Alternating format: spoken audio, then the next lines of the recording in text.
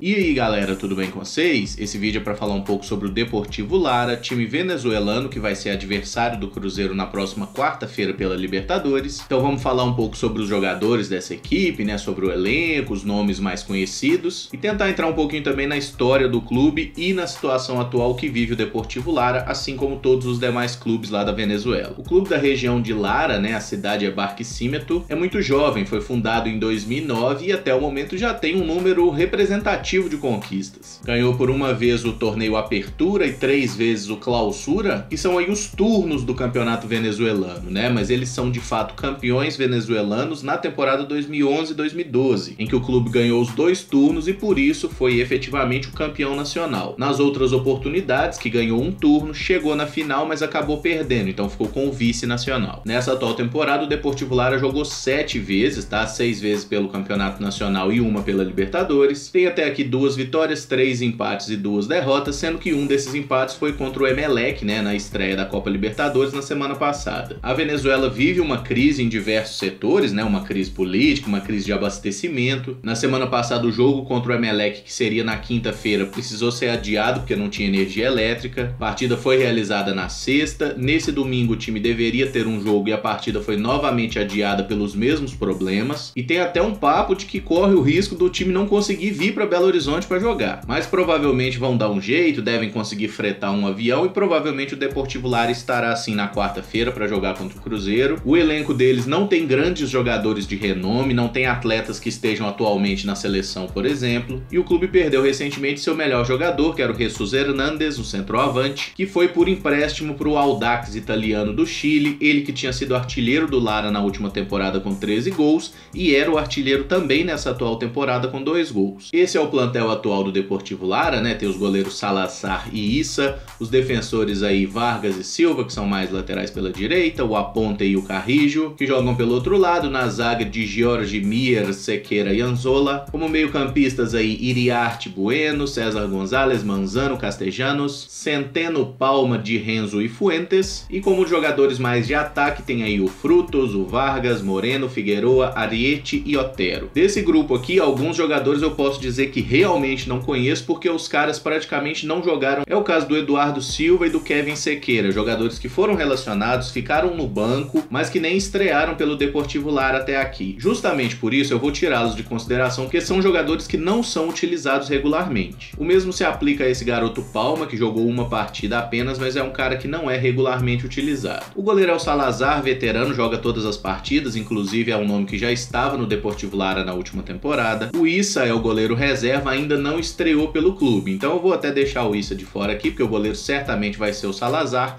a menos que tenha algum problema físico. É um goleiro relativamente baixo para os padrões atuais, não tem 1,80 m, mas é bom goleiro, bom pegador de pênalti, e os 38 anos de idade não impedem ele de ter um bom desempenho. O lateral direito é o Vargas, é um jogador que tem passagem pelo futebol português e também pela seleção principal, já jogou 2 vezes pela Venezuela. Até por isso é um dos principais destaques da equipe. A zaga central é composta pelo Di Jorge, que é outro veterano, 38 anos nas costas, e o Miers, que é um zagueiro paraguaio, bem mais alto, e um dos poucos estrangeiros da equipe, tá? Apenas o Miers, o atacante Frutos, que são paraguaios, né? O meio atacante Di Renzo, que é argentino, e o Moreno, que é atacante. Ele joga pela seleção da Nicarágua, mas ele é venezuelano, então ele tem dupla nacionalidade, inclusive iniciou a sua carreira na Venezuela, mas estrangeiros aí, né, jogadores não venezuelanos, são apenas o Miers e o Frutos, paraguaios, e o Di Renzo, que é argentino. Voltando a falar da zaga, então, o Di Jorge é um zagueiro que tem boa qualidade técnica, muita experiência, mas ele é um jogador bem baixo. De acordo com a ficha, ele tem 1,74 m, ele joga como zagueiro, joga também como volante, e é um dos mais experientes até por ter defendido a seleção da Venezuela entre os anos de 2008 e 2012. O Anzola é a alternativa para a zaga central e também pode jogar pela lateral direita eventualmente. Um jogador jovem, promissor, mas que no momento é mera opção mesmo para o plantel. E na lateral esquerda o titular é o Carrijo. Na estreia, inclusive, ele não jogou. Não encontrei muitas notícias a respeito, mas aparentemente ele estava lesionado. Por isso o Aponte, que joga como lateral direito ou como lateral esquerdo, atuou pela esquerda na estreia da Libertadores. E um dos aspectos motivos que estão afetando aí essa crise na Venezuela é que a gente não acha muita notícia sobre o time, nem o site do clube tá muito bem atualizado, tá com os jogadores da temporada passada, enfim. Mas o Carrillo é um dos principais jogadores, é um bom lateral esquerdo, pode jogar também como volante e até como zagueiro, e ele é o titular da equipe, mas se ele não estiver em condições físicas de jogar, joga o Aponte, que é um lateral também baixinho, rápido, tem alguma qualidade, e esse time do Deportivo Lara tem como principal característica a organização. E é engraçado falar isso porque, para quem lembra, no ano passado o Deportivo Lara jogou a Libertadores, estava no grupo do Corinthians, perdeu por 2-0 o jogo em São Paulo, né, com o Corinthians custando a conseguir fazer os gols, marcou só na reta final da partida, mas lá na Venezuela eles tomaram de 7-2 do Corinthians. E isso basicamente porque o Deportivo Lara jogava com chances inclusive de classificação, o Corinthians conseguiu marcar gol cedo, eles tentaram pressionar, foram pro ataque desesperadamente e tomaram uma balaiada de gol no segundo tempo. Mas é um time que costumeiramente tem a defesa como ponto forte, até por isso o Cruzeiro vai ter que ter uma cabeça muito boa para conseguir furar esse bloqueio deles. No meio-campo, né, pelo menos na estreia da Libertadores, a dupla de volantes foi o Iriarte e o Bueno, dois jogadores muito jovens, ambos aí de 19 anos e considerados grandes promessas da equipe.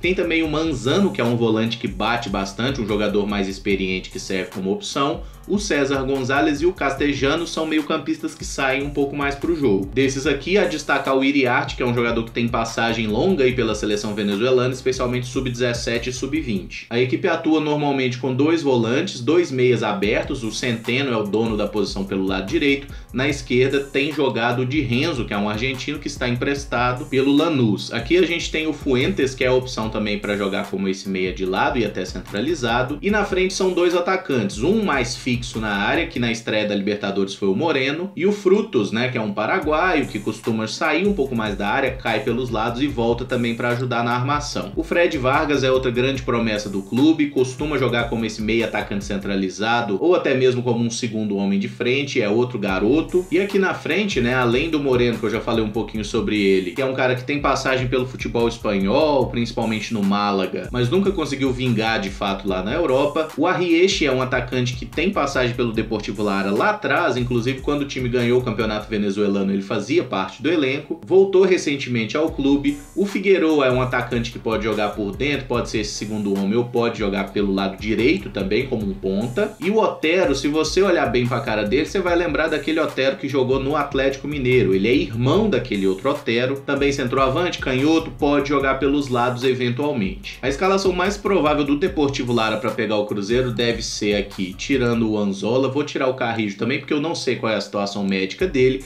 Esse aqui foi o time que jogou na estreia, tá? O Salazar no gol, Vargas na direita, de Jorge, Miers e Aponte. Aí no meio campo, vamos tirar esses três jovens aqui, eles atuaram com Iriarte e Bueno como dupla de volantes. Vou tirar também Figueroa, vou tirar Vargas e vou tirar o Fuentes. Eles jogaram aqui com o Centeno pela direita, o Di Renzo pela esquerda, o Frutos se aproximando do Moreno na frente. Arrieche e Otero também vou tirar. Contra o Emelec foi esse aqui o time. Como a gente não teve um jogo no fim de semana para fazer uma nova avaliação, o mais provável é que essa seja também a escalação do Deportivo Lara para enfrentar o Cruzeiro. Tecnicamente é um time muito inferior ao Cruzeiro, tá? A gente tem a obrigação de fazer um grande jogo e vencer o Deportivo Lara até com relativa facilidade. Mas pelo que deu para ver no jogo contra o Emelec especialmente, é que quando o Deportivo Lara precisa se fechar, esses dois caras fecham uma segunda linha, o Frutos também volta, o Moreno volta. O Leonardo Gonzalez, que é o treinador deles, é um cara que faz um trabalho longo, né? Tá há mais de 2 anos à frente do clube e me passa a impressão de ser um bom técnico, tá? O time é muito organizado, sabe muito bem jogar dentro das suas limitações e imagino que esse confronto vai ser basicamente um ataque contra a defesa, tá? O Cruzeiro deve ter muito a posse de bola, vai precisar ter meios, né, para abrir uma defesa bem organizada e isso pode ser um pouco problemático porque a gente sabe que o Cruzeiro do Mano Menezes não é um time muito acostumado a abrir retrancas, né? Muitas vezes o Cruzeiro, inclusive, é um time que marca um gol e se fecha bastante. Então eu não esperaria uma goleada, tá? Eu não acho que vai ser de fato um jogo tranquilo para se vencer, nós vamos enfrentar dificuldades, mas um time que é postulante ao título da Libertadores, como é o caso do Cruzeiro, não pode nem pensar em sofrer contra o Deportivo Lara, muito menos em perder pontos jogando em casa. Um fator ainda mais complicador para esse time venezuelano é que no jogo contra o Corinthians na Libertadores do ano passado, a torcida arremessou objetos no campo. Um deles, inclusive, acertou o próprio goleiro deles, né? Eu acho que estavam tentando jogar no juiz, erraram a mira e jogaram no goleiro. E com isso o Deportivo Lara perdeu aí os mandos de campo por 3 jogos. Então o Deportivo Lara jogará as 3 partidas dessa primeira fase com portões fechados, né? Sem torcida. Contra o Emelec já foi assim, eles ficaram num empate em 0-0. Bom, galera, esse vídeo fica por aqui. Eu tentei pegar um pouco mais de informação sobre o Deportivo Lara, o que é bem complicado. Qualquer novidade que a gente tenha sobre escalação, sobre possibilidades aí dos dois clubes, eu trago amanhã pra vocês no pré-jogo. E deixa aí nos comentários se você conhece algum desses jogadores do Lara, se já viu eles jogando antes. E claro, né, as suas expectativas para essa segunda partida do Cruzeiro na Libertadores, beleza? Não esquece também de deixar o like no vídeo, de se inscrever no canal caso ainda não seja inscrito e óbvio, né, de comentar pra gente trocar uma ideia. Muito obrigado por acompanhar, um abraço e até o próximo vídeo. Valeu!